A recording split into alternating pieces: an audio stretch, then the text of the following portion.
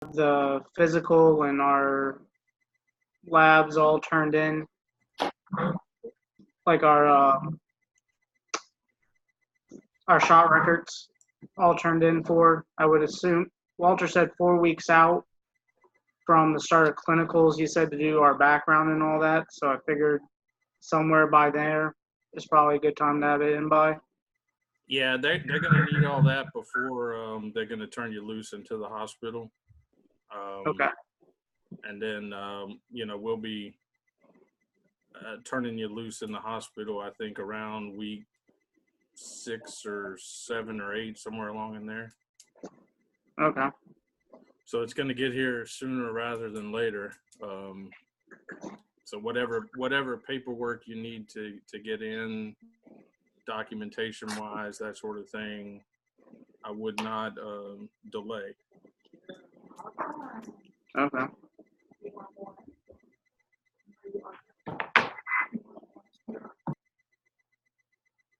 Everybody else doing okay? Any more issues before we get started? So on like week 2, Yes. during this week, it says a lab. So like this week we have a lab. Yes. Wednesday, your options are Wednesday night in Perquimans, Thursday morning in Elizabeth City, and Friday afternoon in Currituck. Okay. That's this week. Okay. So every week that it has a lab we have labs that week, correct? Yes, but you have to. We're signing up for those a week early. So you guys at the end of week 1, you picked where you're going to go this week.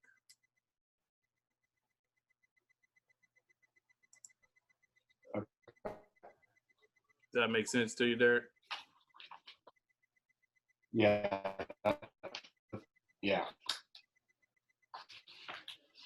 So at the end of week 2, you'll see that there's no lab site to pick, because next week there is no lab for week 3. We don't have a lab. But at the end of week 3, you'll pick another lab site, which is going to be your week 4 lab. Okay. So those things we're picking a week ahead of time. That's so we can arrange lab sites and instructors. You guys remember that we have the 3 student minimum to hold a lab site. We're giving you 4 choices, and as long as we have 3 students signed up, we will hold it. If we have less than that, we're going to ask those students to pick another site.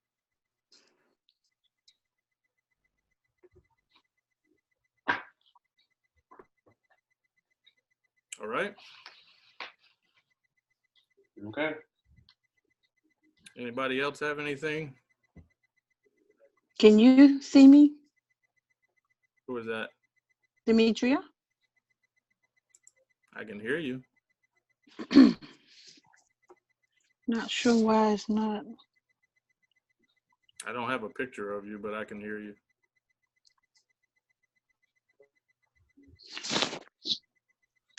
I'm gonna switch to my cell phone so you can see me. Okay. Okay. All right. This week we'll finish up Module 1. We have 2 weeks of Module 1. That was last week, the first week, and then this week, the second week, we'll finish Module 1, and that'll put us 1 through 6 chapters. This is all review. So everything in these first 6 chapters you should have heard in your EMT courses. And we're just reviewing all of these things to get you back in the mode of being a student and back in the mode of thinking like a student. So we're going to cover chapters 4, 5, and 6 tonight in our discussion, and we will get you guys finished with Module 1. The lab that we're doing this week is also a refresher of sorts. If you guys have seen, your lab topics is going to be basic skills and lifting and moving patients. So if you are working on a ambulance or working with an agency, then it's nothing that you're not already doing. We're going to try to see if we can get those skills refreshed, make sure everybody's on the right page, they're doing everything correctly, and then we'll be on our way into all of the new material. Chapter 4 this week is about ethical and legal considerations,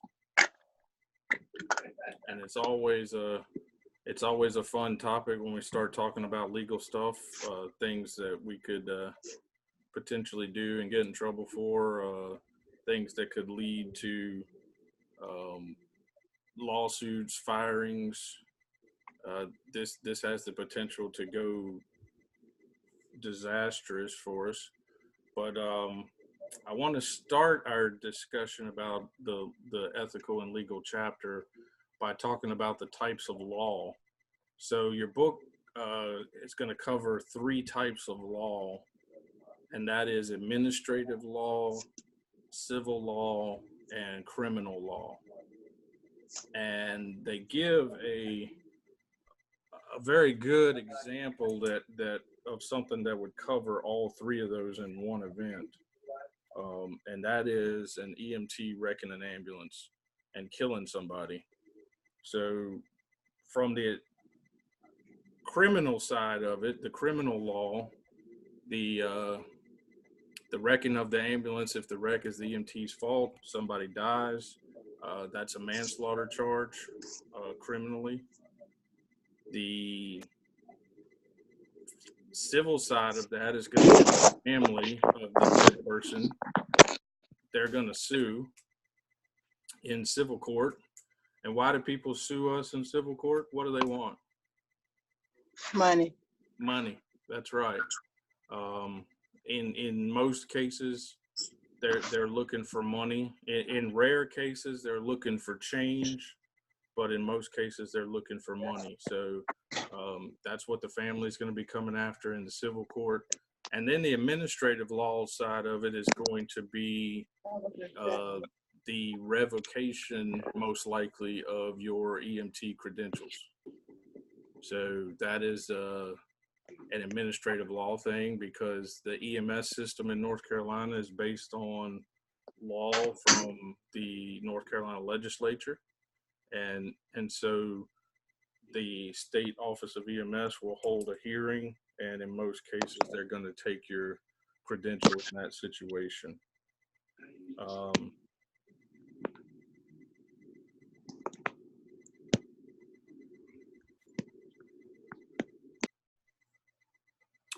Does anybody have any questions, or are they unclear about the types of law? Everybody's good? Okay. Before we work on people, what's the one thing that we need to get from them? Consent. Exactly. Consent. And how many forms of consent are there?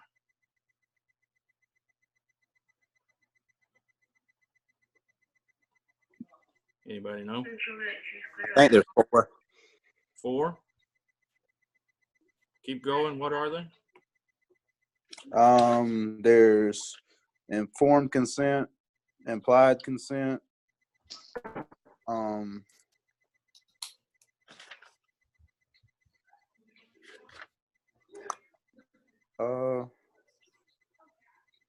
the only 2 I can think of right now. Okay. In informed consent, we tie that into with expressed consent. So if we ask the patient, can we work on you? Can we evaluate you? Can we check you out? They can express consent either by verbal consent, saying yes. They can nod their head, yes or no. They can even write it down. Any of those types are expressed consent, and that falls under the informed category. Implied consent, that is the other category, and that is our assumption that they are not of sound mind and mental capacity where we can ask them questions, or they are minors and we are assuming that they or their guardians would want us to help them. And we're going to operate under that assumption until we can confirm that with them or their guardians. So the two big categories, expressed consent and implied consent. There is an issue with minors. How old do you have to be to give consent or refuse treatment? 18. 18. Okay, you have to be considered an adult, so you have to be 18. What are the exceptions to that rule? Because we always have exceptions. Emancipated minor. Emancipated minor, yes, that's one exception. Birth control. Birth control? Mhm. That, You don't have to have a adult to consent for birth control anymore. for them to take birth control? Mm-hmm. And they don't have to notify the parent. Okay, that's that. But for our treatments of minors, what is the criteria that they can fall into the exception category? Pregnancy. Pregnancy, yes. If they are a parent or a future parent and they are under the age of 18, they can provide or refuse with the consent. They don't need their parents to do that for them. So if they are a parent under 18 or if they are an emancipated minor, then they can refuse if they would like, and we don't have to contact anybody because it would treat them just as any other adult. All right. So we get that cleared up. Those are our rules to play by so that we can take care of people. What are the criteria or what are the options for the patients when we're taking care of them? Can they refuse care? Yes, if they are coherent. If they are coherent. Be more specific. If they are not altered, their mental status is not altered. They know who they are, where they are, and what's going on, and they can remember the event. Alert and oriented status. All right, that's the first thing that we have to determine before we can allow them to refuse care. We have to determine their mental status. We have to determine that they are alert and oriented, that they know who they are, where they are, what's going on, when it is, and they are making a judgment without being impaired in any way. If we establish that, even if we don't think that's the right course of action, they are allowed to refuse treatment, care, transport, whatever we're offering and providing.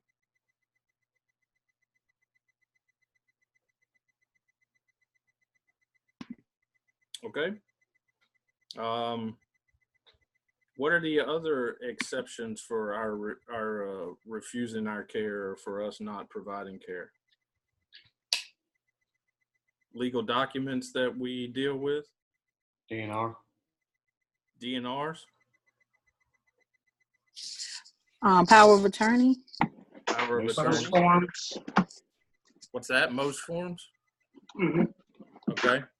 If you notice in your book, they call it they have a different acronym for it instead of most. North Carolina has a most form.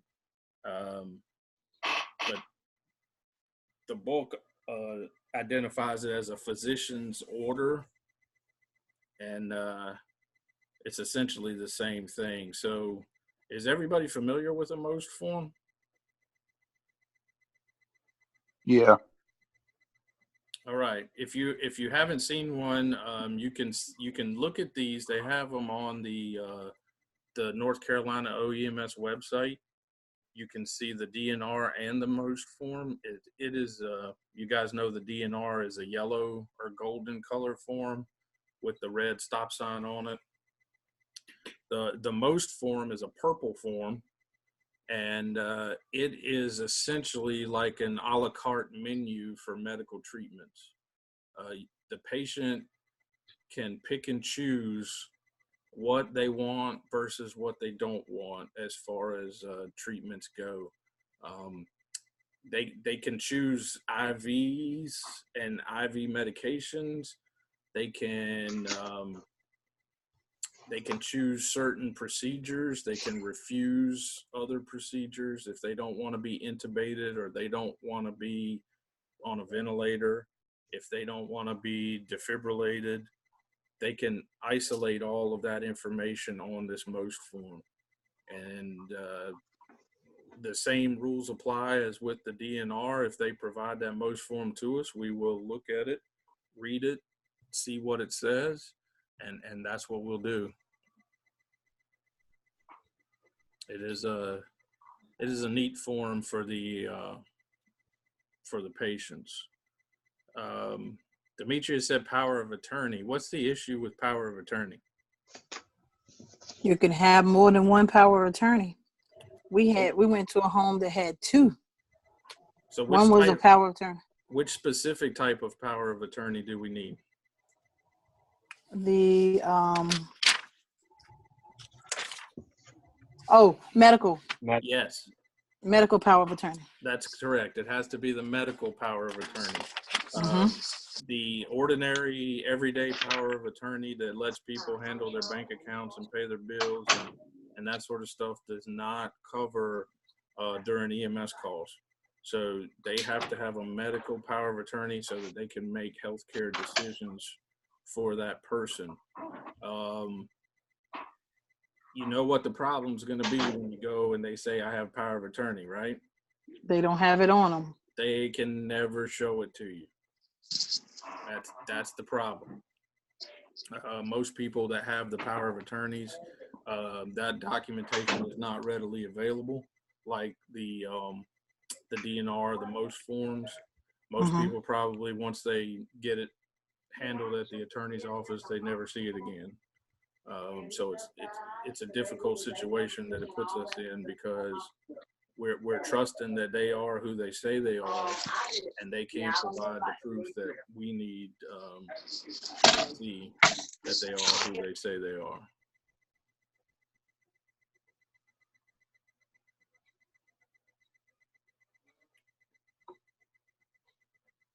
All right. Can a family or people back out of a DNR or most form? Can they what? Can they back out of that form? Can they back out of that deal? If they want to. Yes. Yes. Anybody ever seen it happen? Here's a DNR, but then they say, please save them. Please do all you can to save them. When the time comes, a lot of times it gets kind of sketchy, and some people get real iffy. A lot of times you'll see a lot of emotions and a lot of indecision, and they'll even change their mind to the point where they'll completely switch what the paperwork says. That they'll have a valid DNR, and they'll still want you to work on them to try to save them. So what do you do in that situation?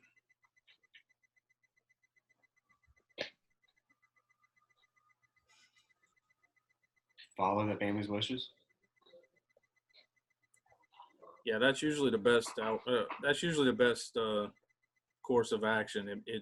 It's most likely not going to change the outcome, but it will keep the family where they need to be, as far as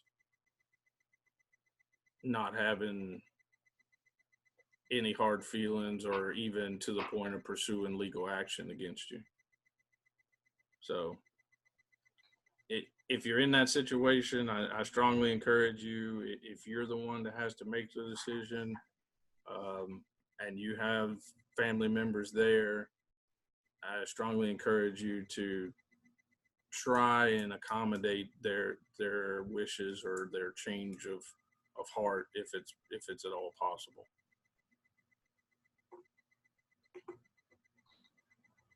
All right. There's 3 terms in your book that I want you guys to know and understand.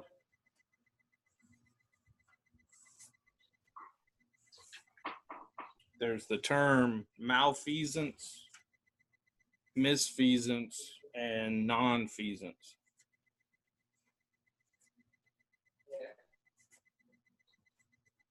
Does anybody have any idea what the difference is between these terms?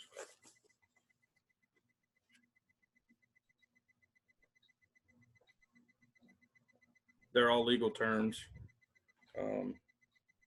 They're all,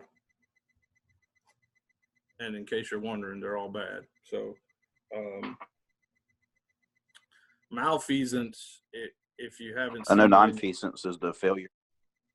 go ahead. Oh, I was just gonna say I know nonfeasance is the failure to perform an act that should be performed, and malfeasance is the performance of an improper act. Okay. And closely misfeasance is almost the same. Okay. So, malfeasance, performance of an improper act. So basically, ones you do the wrong thing, and the other ones you did the right thing, but you did it the wrong way. That is malfeasance and misfeasance, exactly. Malfeasance is you did the wrong thing. Misfeasance is you did the right thing, but you did it wrong. And then Non-feasance. that is a failure to act. So you should have done something and you didn't do anything. That is non-feasance. Okay. So for malfeasance, performance of an improper act, what is the anybody have a clue as to what the number one way to have this happen to you? How to get in this kind of trouble?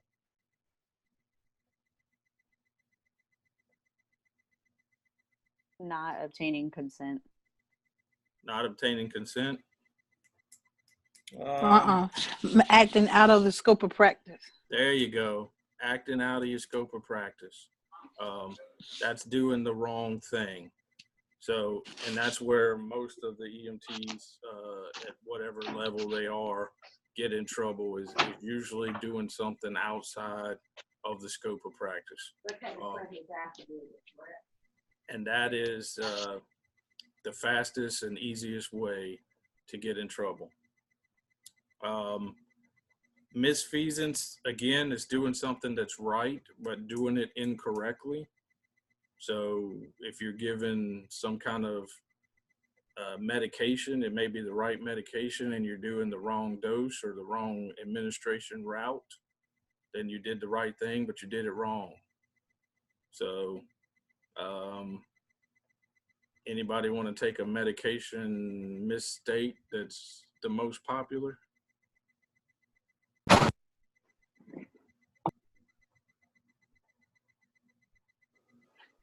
Propofol. Propofol.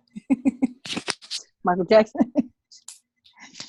Now, usually what we see usually is we see the two forms of epinephrine get confused. So the Epi 1 to 1,000, the Epi 1 to 10,000, we'll see people reverse them, give them in the different, the opposite routes, the opposite doses, that sort of thing. So that would be a misfeasance thing. You did the right thing because they needed Epi, but you did it wrong. If you gave the wrong concentration or the wrong route based on the concentration.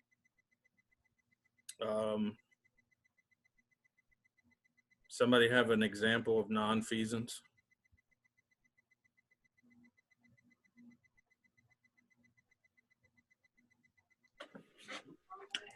If you needed to do an EKG, on a chest pain and you didn't? Okay. If you were dealing with a chest pain patient and you just simply didn't do the 12 lead, that's a failure to do what you need to do. So those are the ways.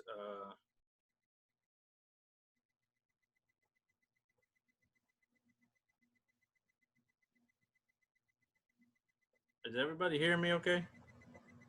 Yeah. Okay. Yeah. All right, cool. Yeah, those are the ways that you can get into some real serious trouble. So I just want to make sure that you guys understand what those terms mean, and how they relate to your work.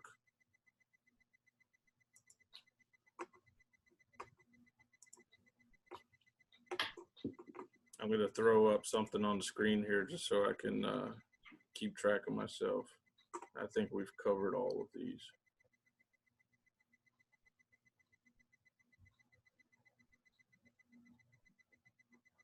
Said she needs back in. What's that? Gotcha.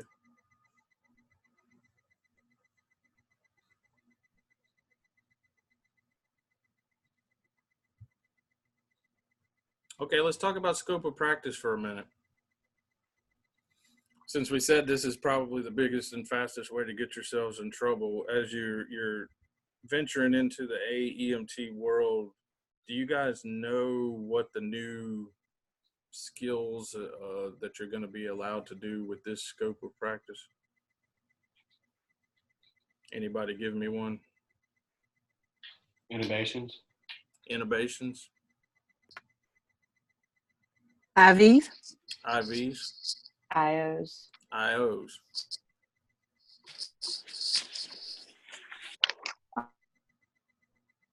We can get a little bit more medications.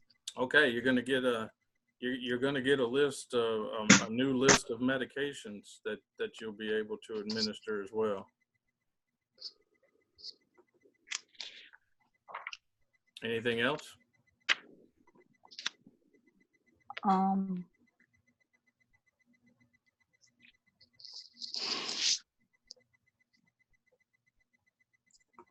Those are all the big ones.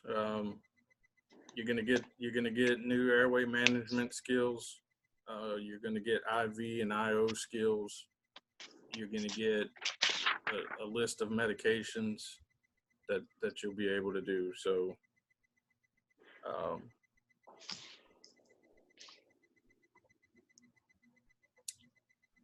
with the scope of practice, it is good for you to know what is in that scope, especially with you guys as students as you go into the hospital early on in this class. You guys are going to be in the hospital. You're going to be administering medications through IVs. And if you administer a medication that's not in the scope, then you are practicing outside of your scope. So if you don't know what medications are on your list in the AEMT scope of practice, this could be potentially problematic for you. And don't expect that the hospital staff is going to be well versed in what you guys are able to do or not. So be very careful. We're going to work on this before you go, but I want you to be preparing and gearing up that you need to be well versed in your list of medications, or at least have the list printed so that you can take it with you. And if you're not sure, you can look it up before you do it.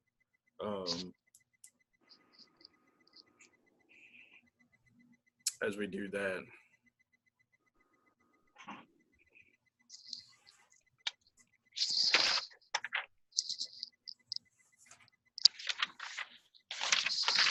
All right.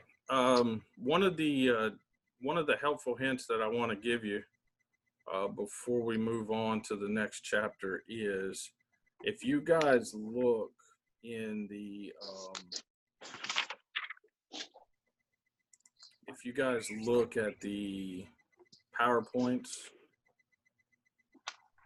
that are in each that are there for each chapter, you will see at the very beginning of the PowerPoints that there is a list of objectives for that chapter. In addition to going through the chapters and looking at the buzzwords and those types of things, if you guys will go through those objectives, know and understand those,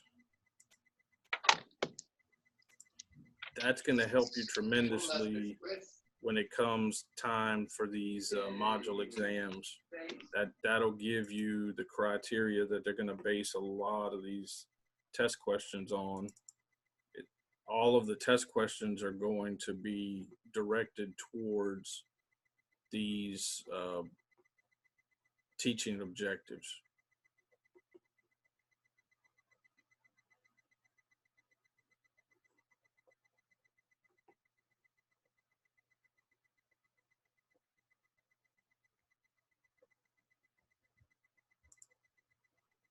So what I'm going to do here,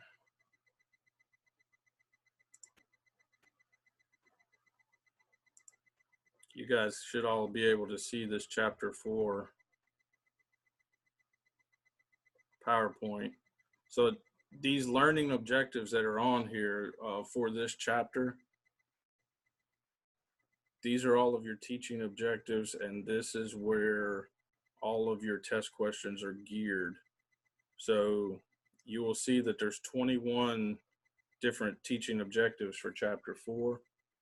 And if you guys will read through those, make that part of your study guide system.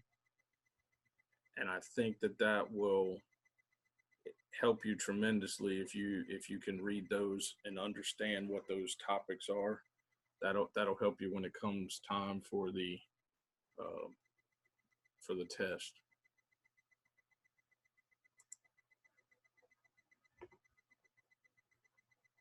That does not give you a shortcut to not reading the chapter or going through all of the definition words and vocabulary, all of those legal terms in this particular chapter. So you don't get a shortcut or get a way out, but this will help you, I think, a lot. All right. Does anybody have any questions before we move into chapter 5? Anybody have any legal issues? Has anybody ever had to testify in court based on an EMT call? No? Not really something that we want to do. Please be mindful, though, that your patient care reports are legal documents. So every call that you go on, your patient care report is a legal document that is able to be subpoenaed by attorneys. It is able to be presented in court as evidence. And as such, you are subject to have to go to court to explain the document that you signed because you filled it out. And even if you didn't fill it out, you signed it. So make sure that that you understand what you're signing when your partner is filling out the patient care reports. You guys are both subject to have to go to court to explain yourselves. There are some agencies that only require one patient care report signature, and other agencies that require 2 signatures.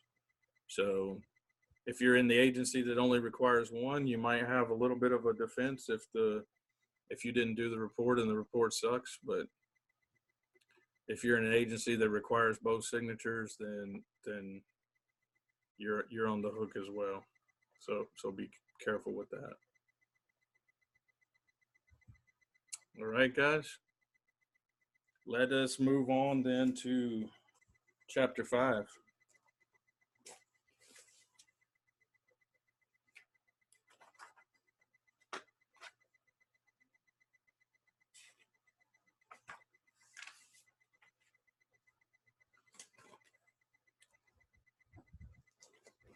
in the old format, the old books that we're using, this was a chapter that came up towards the end of the course, but this particular book has this chapter closer to the beginning, in the beginning module. So chapter 5, ambulance operations and responding to calls. This will cover how you conduct an EMS call. Anybody care to take a stab at how many phases there are in an EMS call?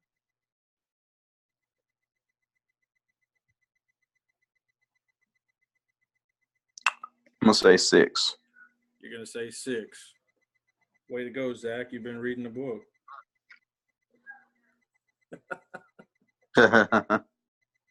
Yes, there are 6 phases in the EMS call. And they start at the very beginning of chapter 5. So if you haven't read through those, you should read those and understand those phases and what happens during each of those phases. They start with preparation, receiving the call and responding.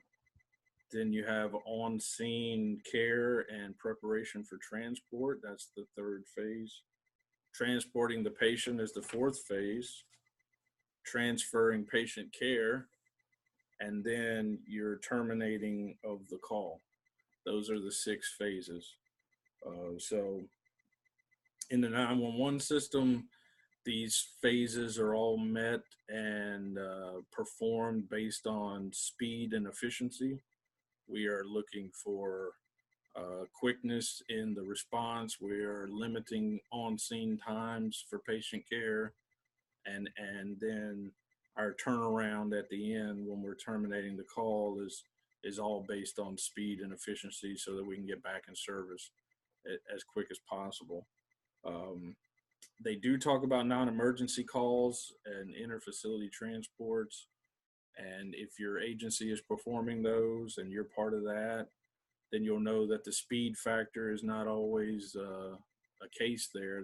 It's more about, patient care. It's more about the trip involved, but it's not necessarily about speed and about quick turnaround like in the 911 systems. Okay.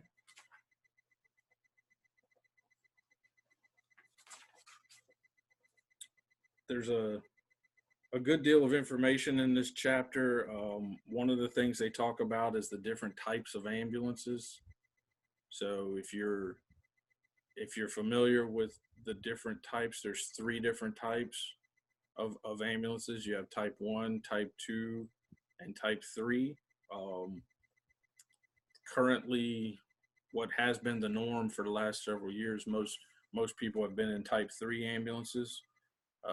A lot of transport companies and non-emergency services have been kind of filtering back to type 2s for efficiency and cost. Type 2s are the van style ambulances. So you can see a lot of agencies have started heading back to the van styles because of the cost and I think that's probably the driving force. Most agencies now, or not most, but a lot of agencies are also heading back towards the type 1 ambulances. Those are the truck body ambulances. So you have the standard truck body, truck cab with the box on the back, and a very, as far as access, there's usually not an access where you can get between the cab and the box. There might be a window or a small hole, but it's not something that somebody can fit through, which is the difference between the type 1 and the type 3. The type 3 usually has an opening, a pass-through opening between the cab and the box, and it is big enough that people can fit through it. Not everybody, but a lot of people can fit through it. Okay?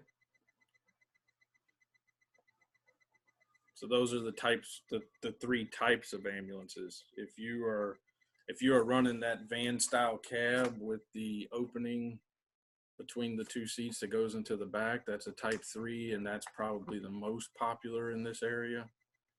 However, the ones and twos are starting to make a significant comeback, and I think for the most part it's all cost driven. If you haven't seen European style van ambulances, those are I think they've got a better system. The Europeans are well ahead of us in a lot of areas, and EMS is one of those where they're well ahead of us. If you guys have seen the van ambulances here in this area, they have the clamshell doors on the back, so they swing open and the stretcher comes out. If you look at some of the European style van ambulances, the back is actually a fold down door. So it's one big door like on a trailer, the tow behind trailers that we have here. It folds down to the ground and the stretchers just roll in and out, so they don't have to do any lifting. So it's a neat system, and I think it's one of the better technology advances that they've made.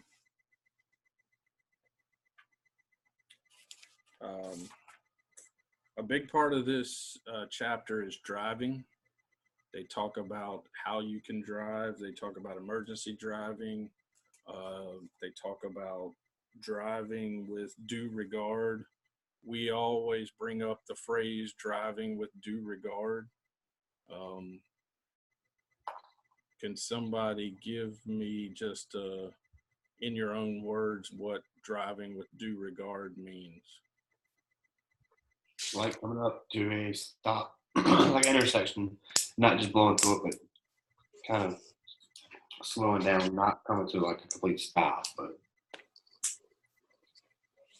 Okay.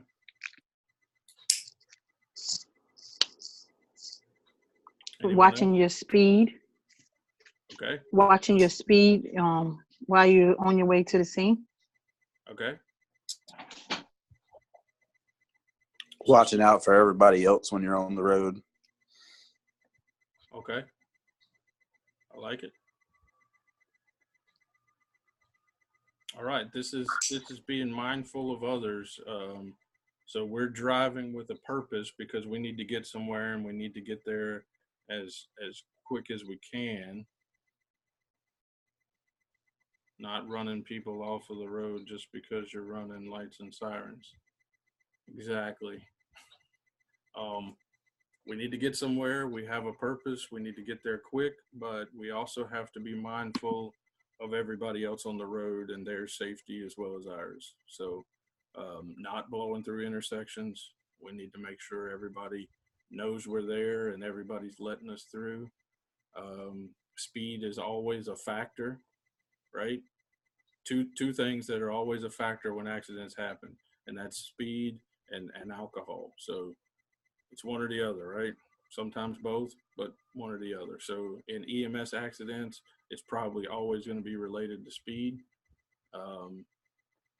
And in redneck accidents, always related to alcohol. So due regard, though, that is a legal term, and something that if you are in an accident, especially if there are injuries, you're going to hear that term a lot, and they're going to be analyzed and everything related to how you were driving. Does anybody have an agency that they're working at that limits speed in their driving policies? Do they have a specific limit on speed other than what the governor said at on the ambulance? No? Okay. There are some agencies that do that. They will set a certain limitation on your speed. They will allow you to go above the posted speed limit by a certain number of miles per hour. So some will say 10 or 15 miles per hour over the posted speed limit. And the thing about that is, if your agency has a policy such as that and you are in an accident and you're well outside of that, that's just more evidence stacking up against you that you're definitely going to lose that deal. So be mindful of your driving policies if your agency has those. Also, any other associated policies with driving. A lot of agencies will have a backing policy where you have to have somebody back you up if possible. That usually comes into play when people back into a lot of things like cars and other buildings and things like that. So some people will have, some agencies will have a policy for that. They will have different driving policies based on weather. So, you know, if it's raining, they will adjust the speeds and things of that nature. During storms, a lot of times, you know, other than restricting the fact that we're responding to calls during storms, they'll impose some other driving restrictions to help you out there.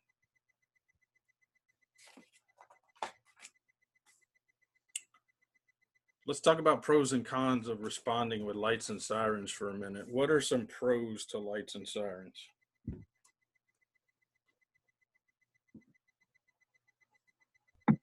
It gets people's attention, supposedly. Supposedly. Sometimes. What else does it do? It looks pretty cool. It does look pretty cool.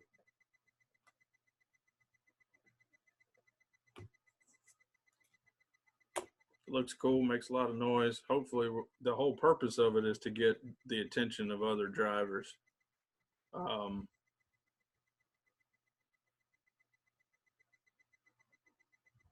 Any other pros to it?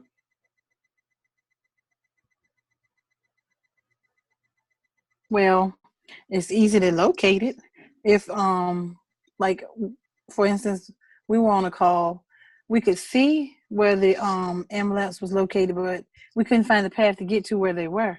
So we could see them, and it gave us an area because we was responding with them Right. after we came from a call. Okay. But I just couldn't find the path. So if, we if finally you don't have a clear address or a clear location, they can help you kind of, it'll guide you into them, especially at night.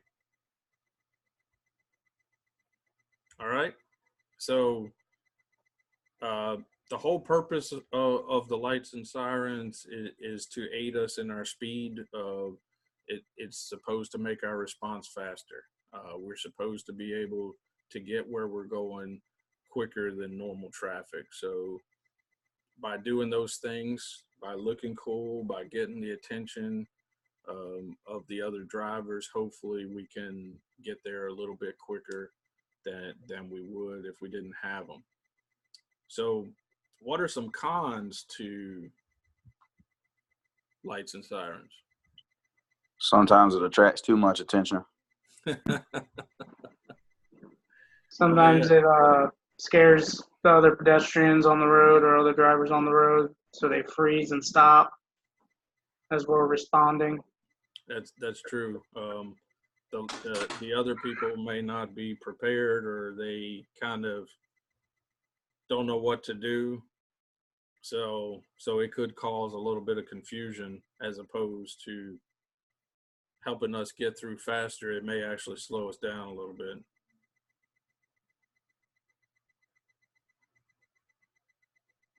Any others? I think sometimes it amps the crew up as well. I think having the lights and sirens on kind of makes people drive a little bit more aggressively than they would, you know, and get kind of worked up than they would if they were just driving in normal traffic. Absolutely. There's actually a study about that, and it has proven, the study has proven that lights and sirens cause the EMS crew to drive more aggressively and faster.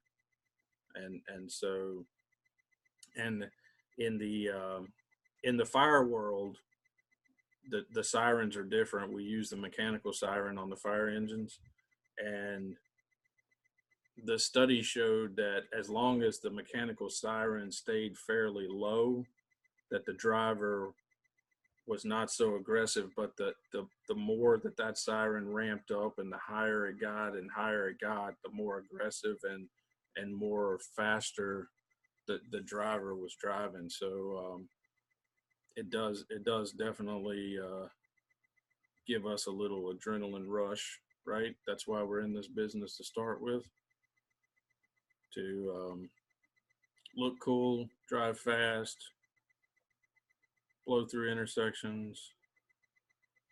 What else?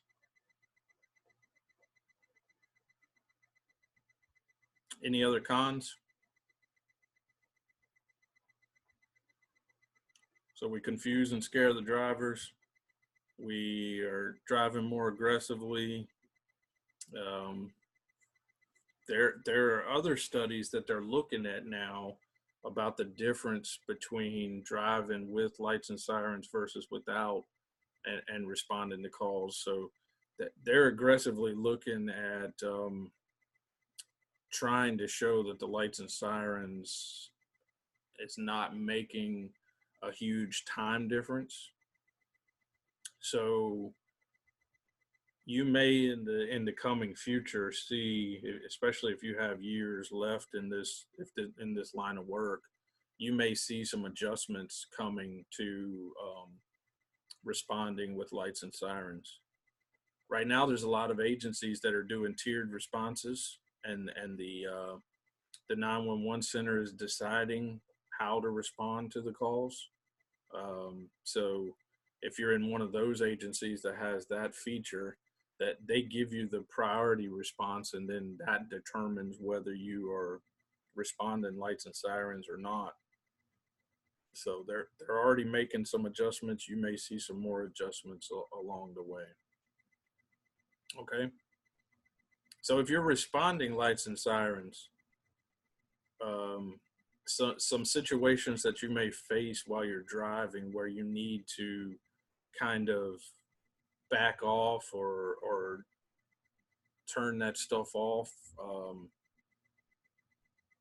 at least for the moment or for the situation. You guys have any ideas? Tunnels, bridges. Tunnels and bridges. A school bus. School buses. Stop school buses. If that school bus is stopped with the lights red, the signs out, even if you're in response mode, you cannot go past that school bus. So don't sit there blaring the lights, blaring the siren with the lights on while they're trying to either pick up or drop off kids. Just turn it off and let the bus do its thing, and then you can get going again. Same if you come up to an intersection that's full of blocked traffic. If the traffic is stuck, it can't go anywhere. It doesn't matter how much air horn you're using or how much siren you're using. If they can't move, they can't move. If there's a traffic jam, there's a traffic jam. So people aren't going to be able to get anywhere. So be mindful of those situations. Are you allowed to drive in the wrong lane, the oncoming traffic lane? Can you do that? Not if traffic's coming. Not if traffic's coming, but if you're at an intersection or approaching an intersection and you've got traffic backed up in all of your lanes, if the other lanes are clear, you can take the oncoming traffic lanes. If you do take oncoming traffic lanes or decide to go the wrong way down a one-way street, then you need to make sure that you have lights and sirens going, and you need to be in a really big defensive driving mode so that you can be on the lookout for other people. So you can cross over, you can take on oncoming lanes, but that driving with due regard thing is really going to come into play in your defensive driving skills. You really need your head on a swivel,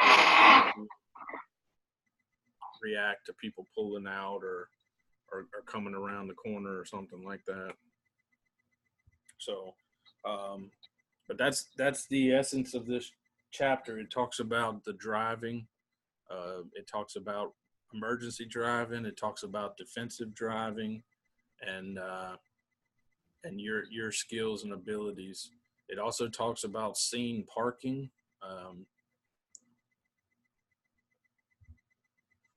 So if you're at, mostly this is relevant to vehicle accidents. If you're parking in the roadway, the book gives you a couple of options. So if you look in your book, you'll see some parking options, and this is on page 90. So that'll give you some parking options. I'm not familiar with how many ambulances are carrying traffic cones on them. I haven't seen very many ambulances that have traffic cones on them. They give you some traffic cone option for blocking traffic. I think we're accustomed in this area to using police or fire for that issue, and we're more in tune with patient care. So, but at the scene of the accident, they would like for you to be able to park in front of or ahead of the accident and use the accident itself as a block, a traffic block. And if you can't do that and get around it and you're parked before the accident, then using the traffic cones, which in our case, we're probably going to be using other emergency vehicles, fire trucks and police cars as our traffic cones for blocking. The fire service now is using extra fire trucks. They'll dispatch extra fire trucks to wrecks just to shut lanes of traffic down.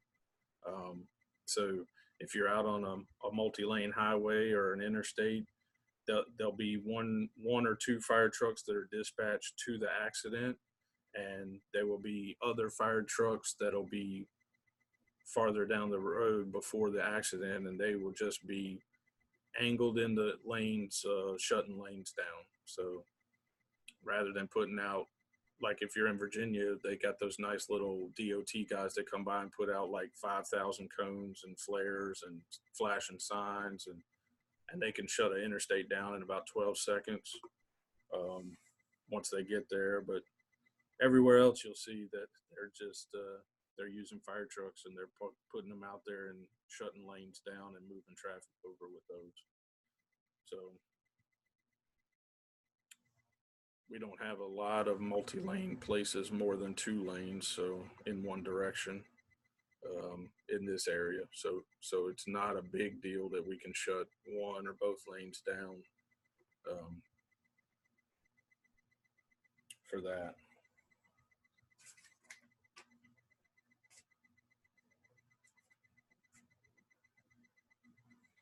So this chapter also is going to go into scene size up. So this is something that you guys are going to do at every call that you go on, regardless of the type of call. Mostly we categorize our calls into 2 classes. They're either medical calls or they're trauma calls. And regardless of the class that we put it in, you're going to have to do a scene size up on every single call. So if you can remember your National Registry skill sheets for assessment, you have your medical assessment, you have your trauma assessment, and you have scene size up at the beginning of both of them, and it is the same for both of them. So in the scene size up, what exactly are we looking for? And I'm looking for 5 things specifically. The safety of the scene. Okay, scene safety. We know that's first. We know that's the priority. My safety is more important than yours. The number, no. No? No. Yeah. Yes. You have to approach every scene by saying that you're the most important person here. So that's how I approach every scene. I am the most important person there. Right. My partner is the second most important person there. And Uh-huh. the patient becomes number 3. And then everybody And else then in the the others. scene filters down from there. Okay? So if you want to prioritize safety, that is how, if you ever work with me, that's how I'm prioritizing safety. It's mine, my partners, and then the patient. And then we'll figure out everybody else that's on scene after that. So scene safety, absolutely, Zach. What's the next thing we're looking for? Number of patients. Number of patients. Very good. Additional resources. What was that? Additional Additional resources. resources. Yep. Do we need them? What do we need? If you want additional resources, you need to be fairly specific in what you need, especially if it's something specific that you need. So yeah, and if you need them, it's better to call sooner rather than later Right. and get them coming to you. What's next? Assessment. Not yet. Chief complaint. Chief complaint? Mechanism of injury. Yeah, let's figure out what the mechanism of injury is, or the nature of the illness, depending on the call. If it's medical, it's the nature of illness. If it's a trauma, it's mechanism of injury. So let's figure out what that is, and then that'll kind of steer us as to what we're dealing with. Okay. One more thing. Assessment. Assessment. That's what the book has now. The book is telling you an assessment type of thing, or a condition. So when you see your skill sheets, you're going to see that it's going to address C-spine at this point in the beginning things. So as part of the scene, depending on your patient, we're going to have scene safety. We're going to have a number of patients, figure out how many we're dealing with. That will usually steer additional resources, especially if we're dealing with more than one patient. And in a lot of cases, one patient can require additional resources for us. And then the mechanism of injury or nature of illness is also going to steer whether or not we need to worry about C-spine. So if it is a trauma call, we're going to effectively start looking at C-spine and seeing if it's warranted. If it's a medical call, usually most medical calls, C-spine is not necessary or warranted. So we just need to figure those things out. And that will cover the scene size up. So again, every single call, you're going to be starting out with those 5 things. And then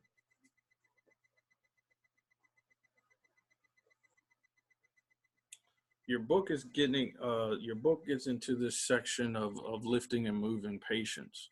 So again, you guys are all working. If you're all working for an agency, you're lifting and moving patients. You're not having any troubles with that. Do remember that there is some specific moves, and you're probably doing them without even realizing, recognizing, or identifying. They have some emergency moves. There's 3 of those, and that we use for situations when the patient is in a life-threatening place. So an example of when an emergency move would be required. Anybody have one? When your Mode cardiac arrest patient is stuck in between the wall and the toilet. Cardiac arrest between the wall and the toilet. Been there before? of. Yeah.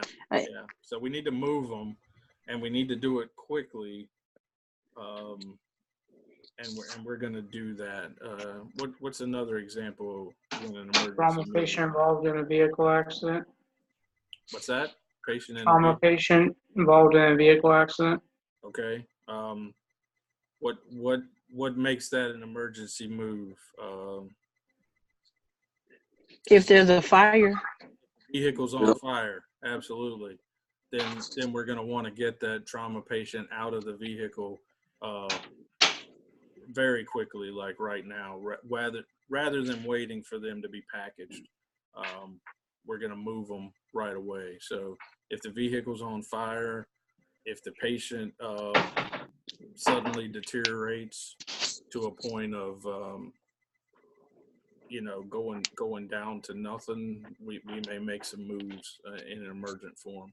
So your book discusses those emergency moves. They talk about a blanket drag. They talk about an underarm.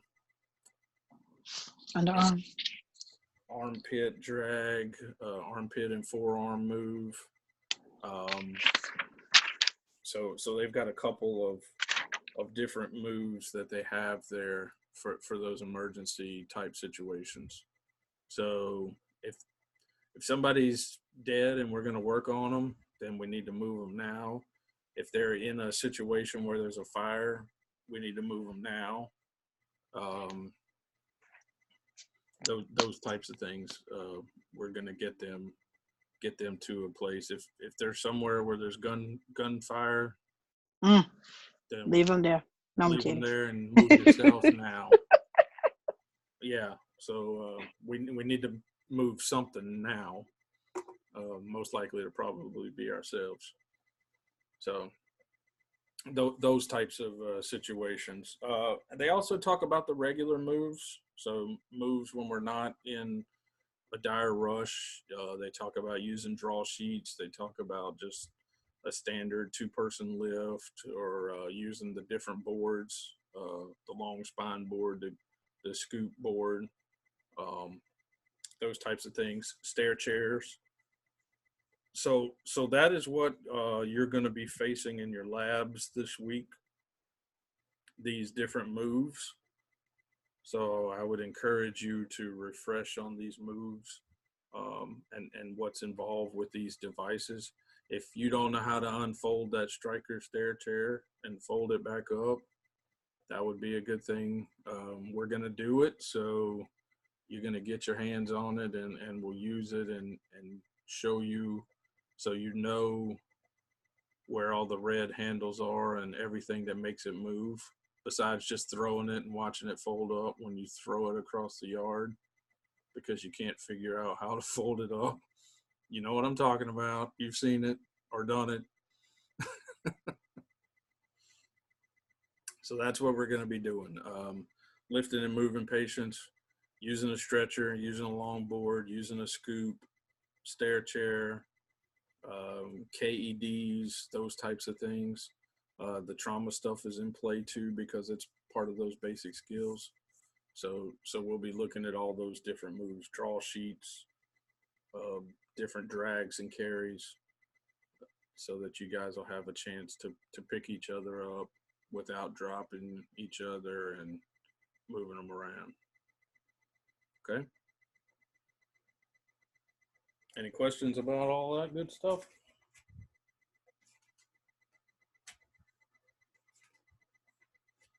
Your book's the final part of this chapter is dealing with helicopters. So most of you guys have called for a helicopter on scene. A lot of you, I'm assuming, have probably even helped load patients in the helicopters. If you're in Dare County, you have your own helicopter, so you probably can get that thing, maybe. So I want to talk about the hazards of helicopters real quick. First and foremost, what do you not want to do around the helicopter?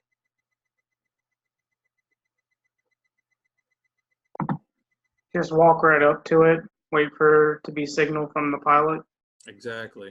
You don't approach a helicopter without being invited in. So the flight crew will get out and they will signal for you to approach the helicopter. Don't just go, when that thing lands, don't just go running up to the helicopter.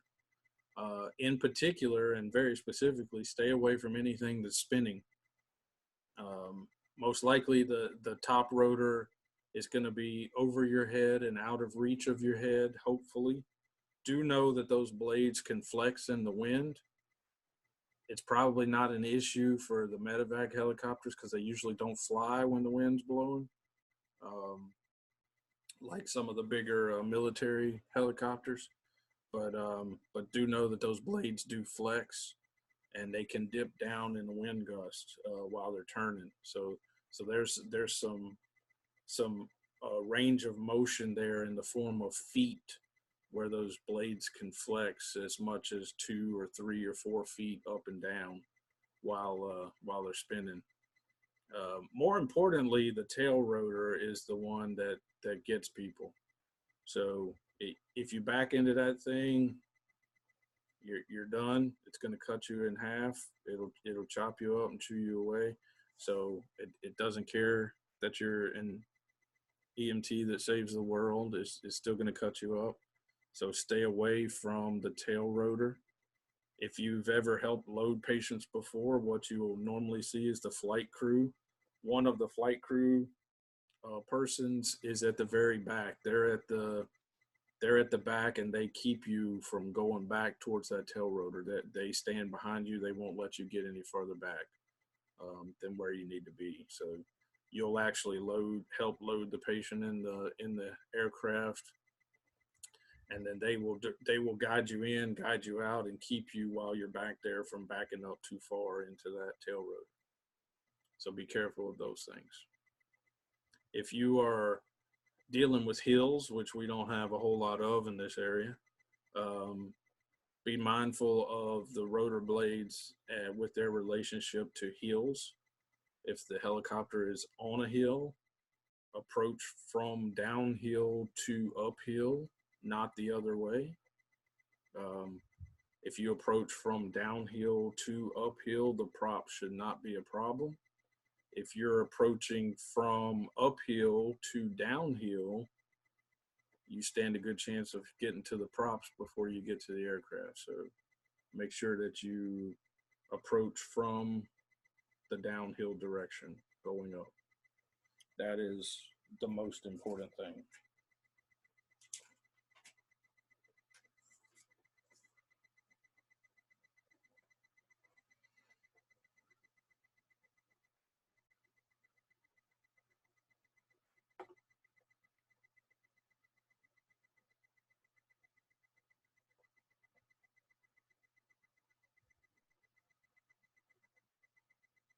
Anybody have any questions about this operations chapter? Again, it's very basic stuff. The 6 phases of the call, if you're not familiar, I would go back and read through those and get familiar with, we know how to check out an ambulance, but we wouldn't maybe necessarily tie it to a preparation phase. So make sure that you're familiar with those 6 phases and how they relate to what we're doing. The driving part is a big part of this. So all of your defensive driving skills and your emergency driving, and that should get you through the chapter. The last chapter we're going to discuss tonight is chapter 6, which is communication and teamwork. The communication part of it is talking about a couple different types of communication. Number 1 is talking about radio systems. So it goes through the radio system part of it. And one thing that's a terminology issue for us, I want to get cleared up. A mobile radio, where is that found?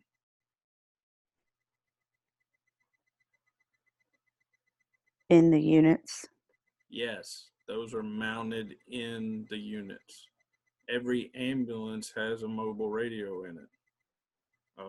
So if it's a mounted radio in the ambulance, that is a mobile radio. Where is a portable radio? On charger or even with you? That's on the people. So a portable radio would be the one you carry around on your person. and the mobile radio is the one that's mounted in the ambulance. The other types of radio, they reference a base station. So your base station is going to be just that. It's the base of the system. Those are fixed in facilities. Usually you'll find that at a 911 center or wherever the antennas are located. And then they talk about repeaters. The book will discuss a repeater for you. What's the purpose of a repeater?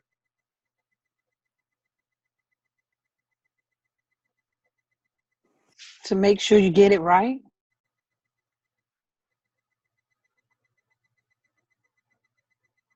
For the radio system, what does a repeater do? Doesn't it strengthen the signal? Yes, I figured you would know this, Crystal. Repeaters Okay. will extend the signal.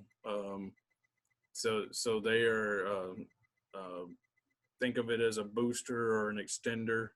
If you have those things in your house for your cell phones, that is what a repeater does for the radio systems. They will extend that signal so that you can reach longer. And in a lot of cases, if your response area finds some dead spots in the counties, they may put some repeaters up to help cover those and get those out. What is the trick for talking on the radio if you have repeaters?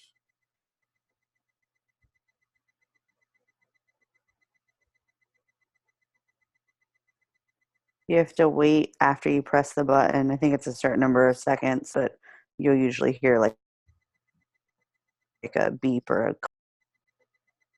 Exactly. There is a little delay when you're when you're talking on a repeater. So once you key the radio, you have to wait for it to hit the repeater, and then you can talk and send your message.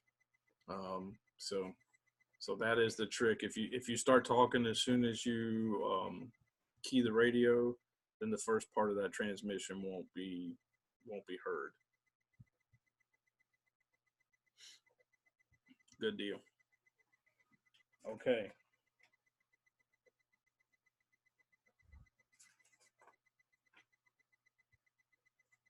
So from a radio standpoint, that's communication.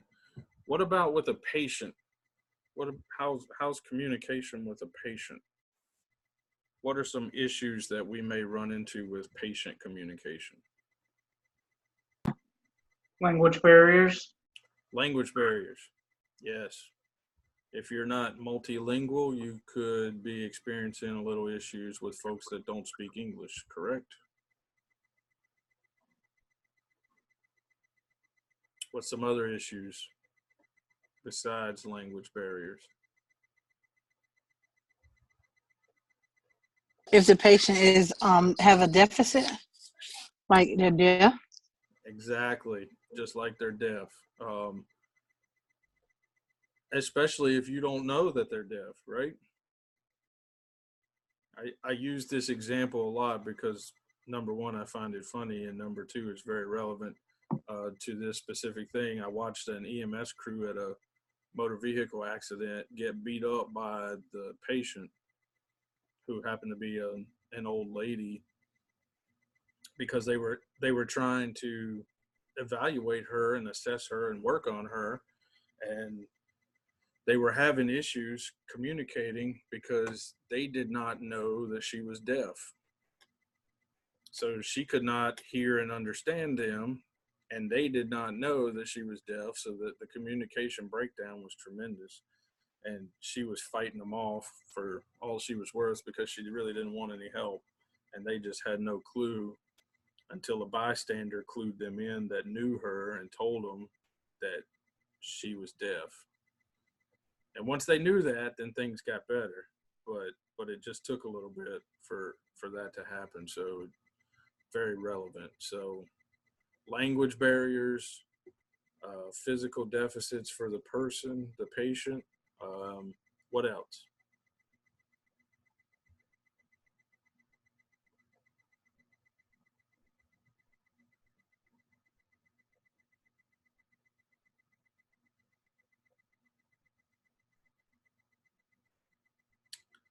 How about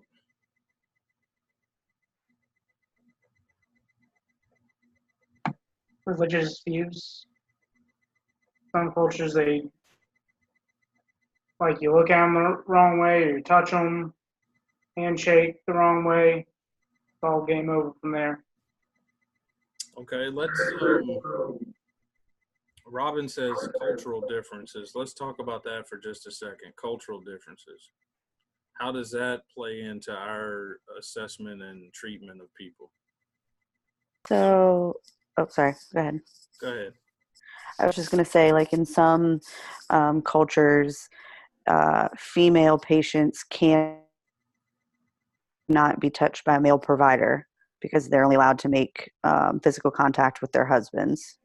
So Okay. in that instance, if you have a patient from that cultural background and say both of your crew members are male, you may need to call for another ambulance or another provider, like in a quick response vehicle that may be female, that can provide care to that patient. Okay, very good. That can make life difficult for us too. Some cultures allow certain treatments and other cultures do not as well. So if you guys are not familiar, and this is getting into a whole lot of religious cultures, anybody familiar with Jehovah's Witnesses? Yeah, they don't like blood products.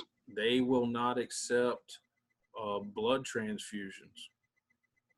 So if you're not familiar with those folks, not that we're carrying blood around on the trucks, so it's not a big deal for us necessarily, but once they get into the hospital setting or into a surgery setting, it becomes a real issue for them because of they most likely won't accept a blood transfusion at all, even if it's life-threatening. What else? I know some cultures see it as a sign of disrespect if you make eye contact with them. Okay. Do you know what that culture is? If I'm not mistaken, I think it's a lot of Oriental, like Asian cultures that they don't see. They see like not making eye contact as a sign of respect instead of making eye contact. Right. Okay. This would be I've always thought and have never made any progress on it, but I always thought this would be a really interesting, like a little short class of a day or two to take on the different cultures around the country and around the world, and geographical cultures, religious cultures, those types of things, and the differences, especially related to EMS care. There are a lot of things, and people won't, they won't do them. They won't, even if we think it's the best treatment or a best course of action, they will not accept it, will not allow it. It is definitely different. So be mindful of those things. Be careful what you say around those people or to those people, especially if they're telling you no. Again, they have the right to refuse as long as we meet the criteria for refusals. And in a lot of cases, it may get a little touchy, so be careful in that aspect. One more thing about communication with patients. Posture. Your posture. Their posture? Your posture. If you standing there with your arms on your hips or arms folded, someone take it as offensive. Sure. If you're dealing with kids, get down on their level. Don't stand over them. Get down on the floor, get down on your knees, whatever it takes that way to engage them. And people are the same way. Don't stand over them again with your arms crossed, and they'll look at that as a sign of disrespect.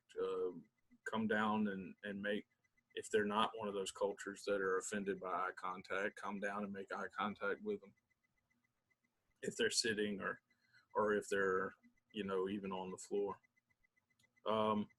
One thing I want to discuss though is how we ask questions what questions we ask and how we ask it.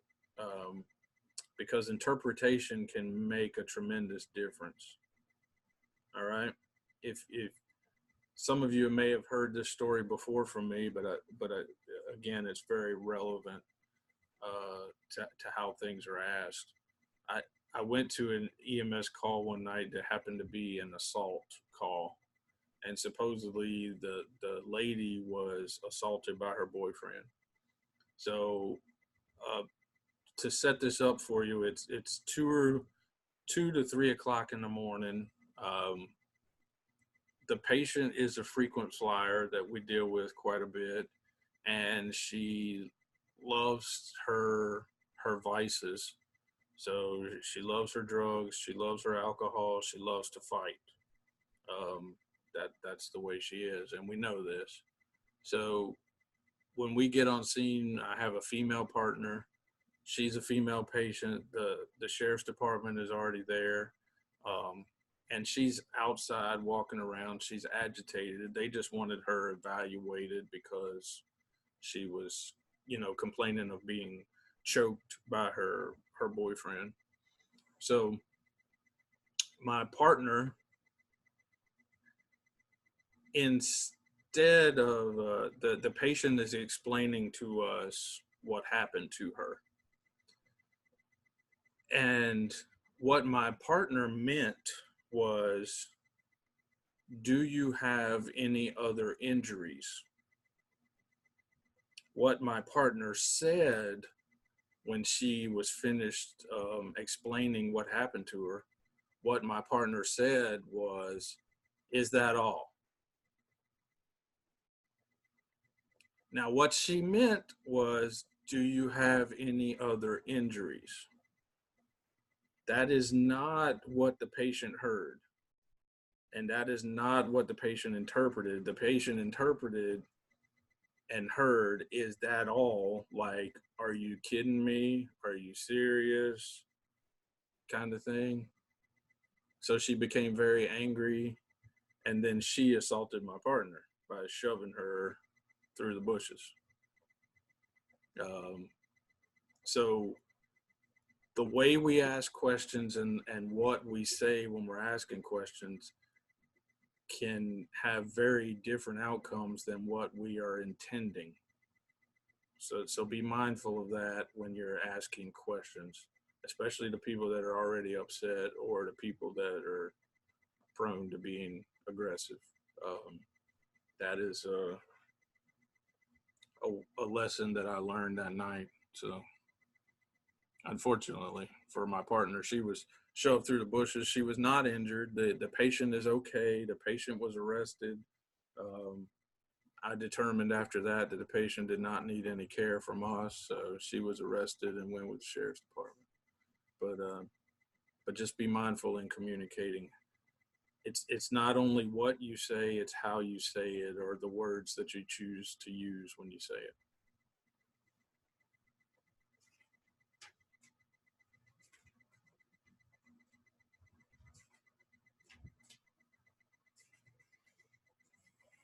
So this chapter is going to talk about documentation, your patient care reports. It goes into a few suggestive documentation things, also some documentation pitfalls. So be mindful of those. Why do we document EMS calls? What's the reason for documenting? Do you guys know? If it's not documented, it's not done. Okay. To protect yourself and your partner. Okay. Financial purposes. Financial purposes? Yeah, like for billing and things like that. Right. It's got to be on there and appropriate so we can bill for it. What else? You get called to court? Okay.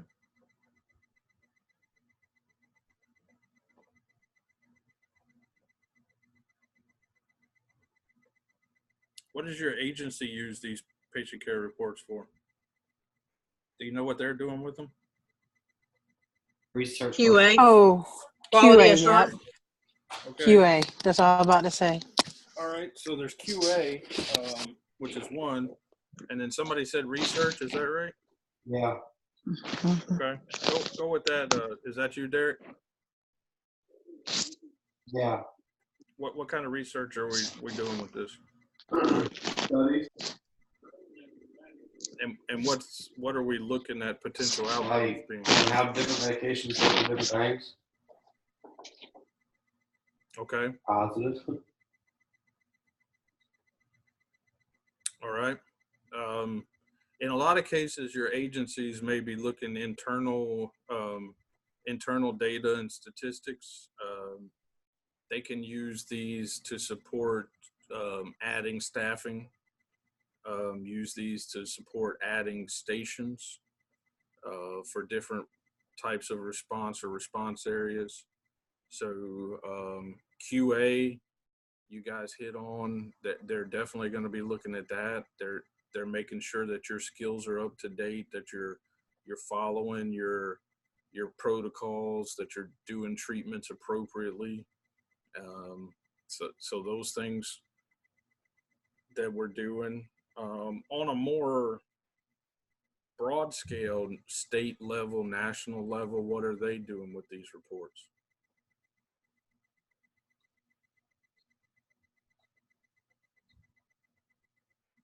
Because you guys know they don't just stay in your agency, right? These things are going out to the state and to the national level. So this is at the state and national levels. This is going to be where they're looking at the statistical data for outbreaks like these overdoses that are happening everywhere. They're looking at the statistical data for treatments. Are treatments working, the ones that we're using now?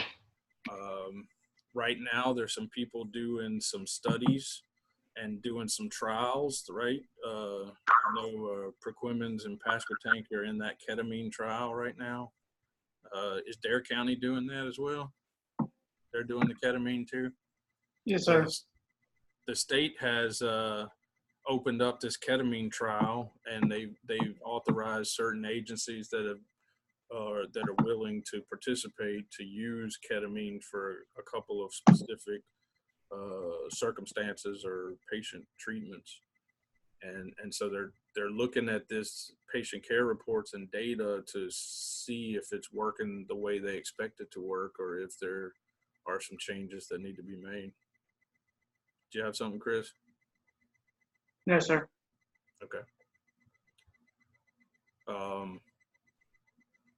So these reports have implications all over the place. They have some local agency internal implications, and then it goes out from there to the there's regional areas, there's state areas, there's national areas, and everybody sees these reports and this data for research and studies. So be mindful of that when you're writing these things, that this is going to be used in a lot of different ways, not just the single focus that you think it's going to stay in your agency and you got to write it so you don't go to court. But this data will go in a lot of different directions.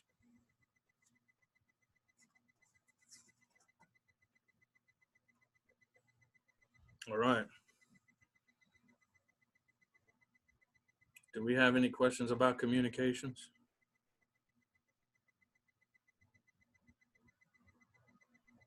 I have one question.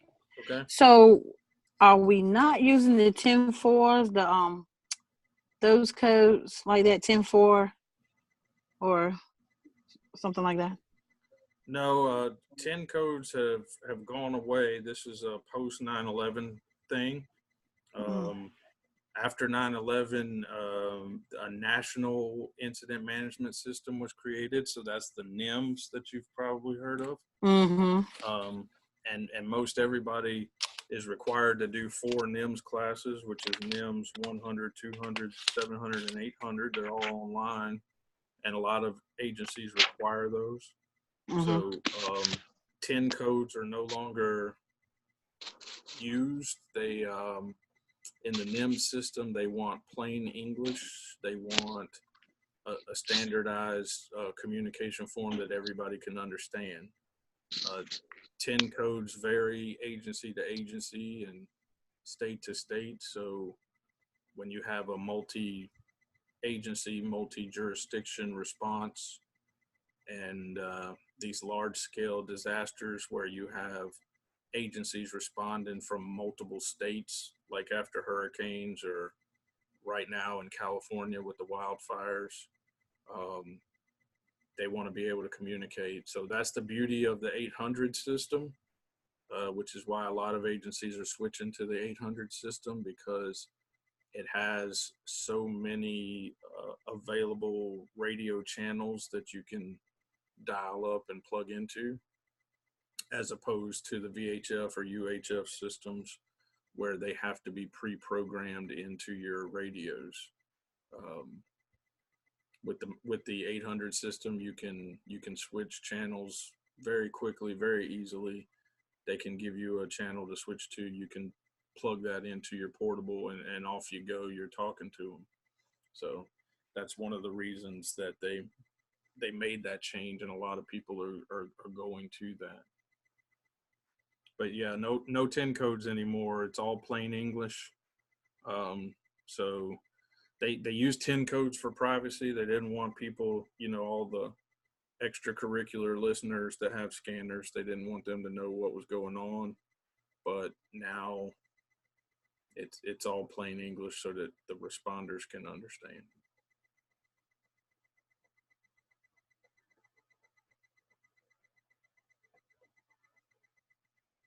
Back to the data for the patient care reports, you're very correct, Rob. In public health statistics, this is where the CDC gets all of their stuff too. So outbreaks of the flu and different things like that, all those animal flus that are out there, the birds and the pigs and the mosquitoes and all that stuff comes from that.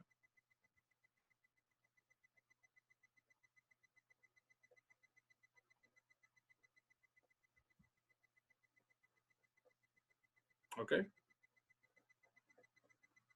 Anything else?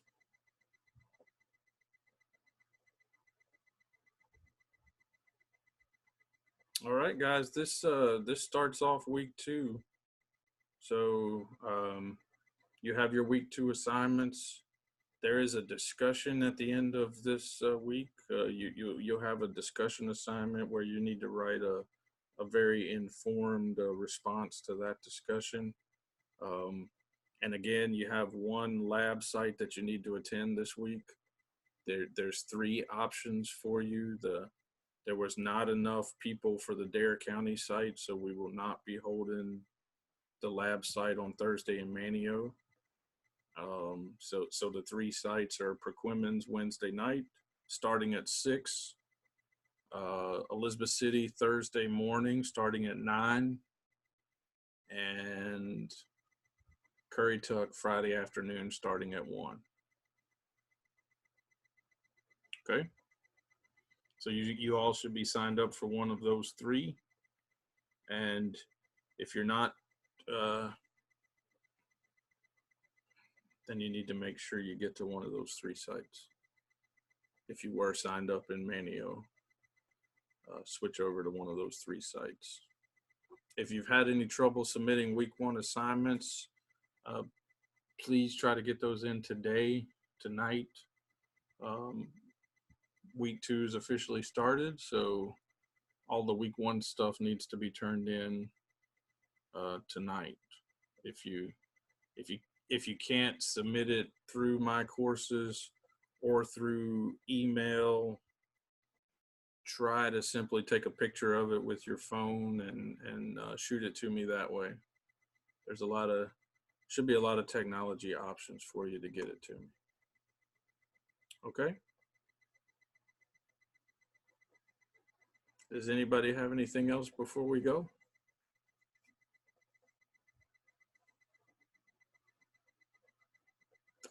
if not, guys, welcome to week 2. Keep turning in your work, keep working through it, reading the book, and we look forward to seeing you guys in the lab sites this week.